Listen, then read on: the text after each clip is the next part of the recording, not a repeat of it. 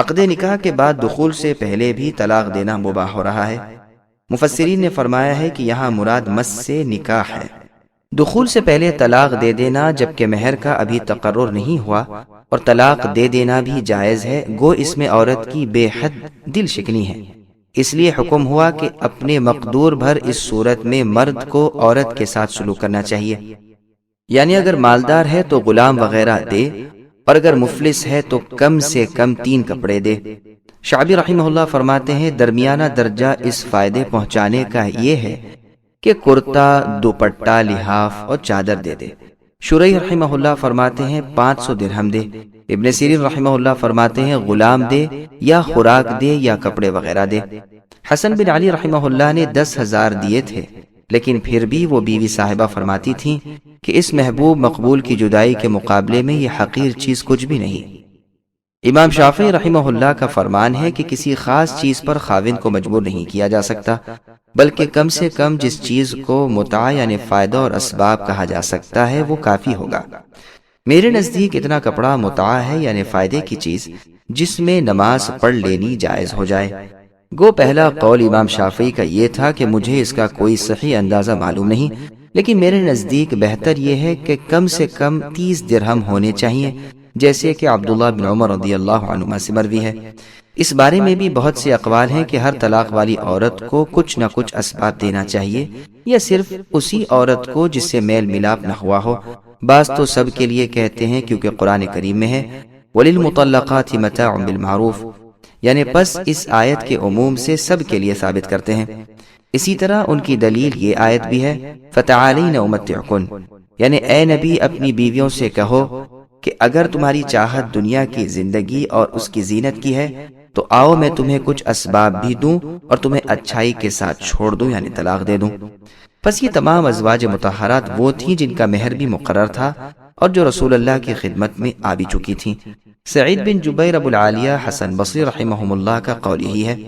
امام شافعی رحمہ اللہ کا بھی ایک قول یہی ہے، اور بعض تو کہتے ہیں کہ ان کا نیا اور صحیح قول یہی ہے، واللہ اعلم۔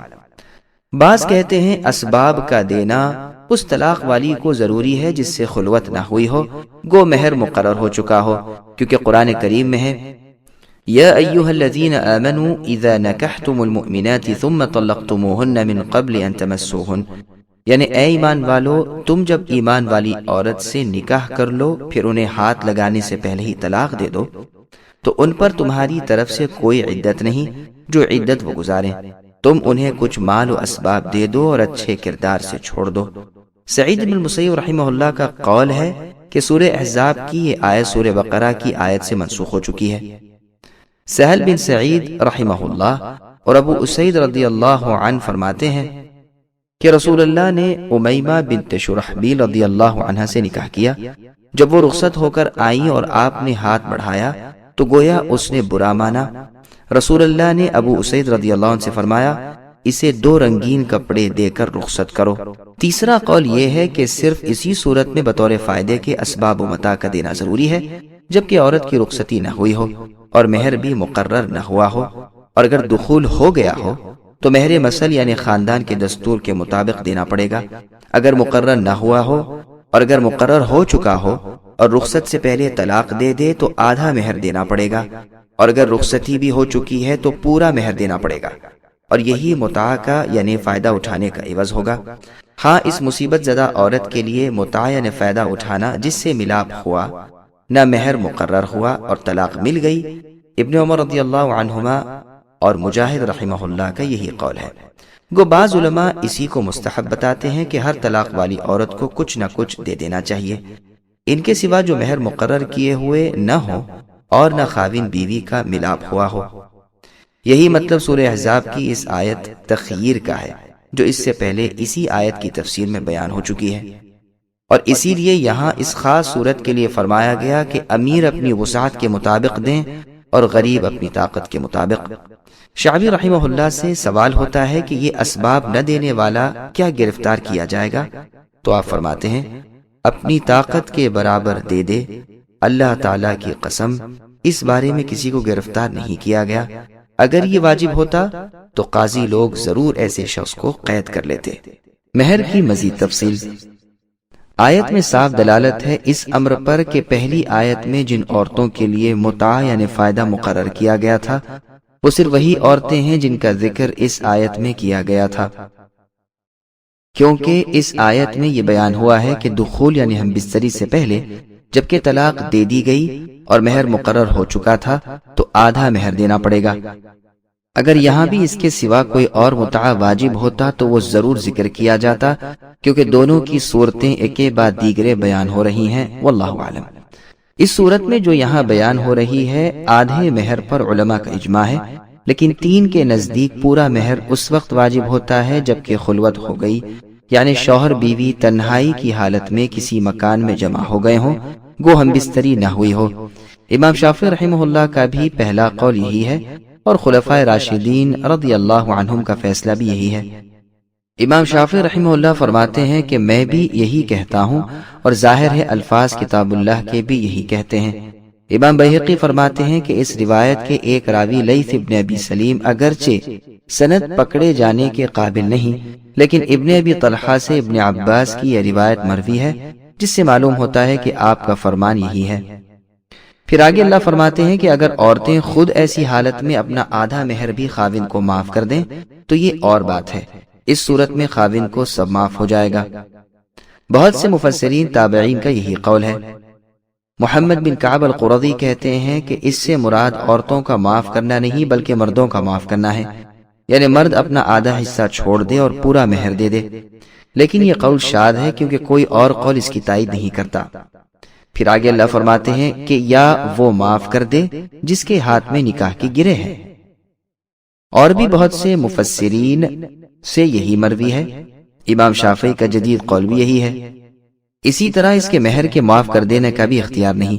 دوسرا قول اس بارے میں یہ ہے کہ اس سے مراد عورت کے باپ بھائی اور وہ لوگ ہیں جن کی اجازت کے بغیر عورت نکاح نہیں کر سکتی۔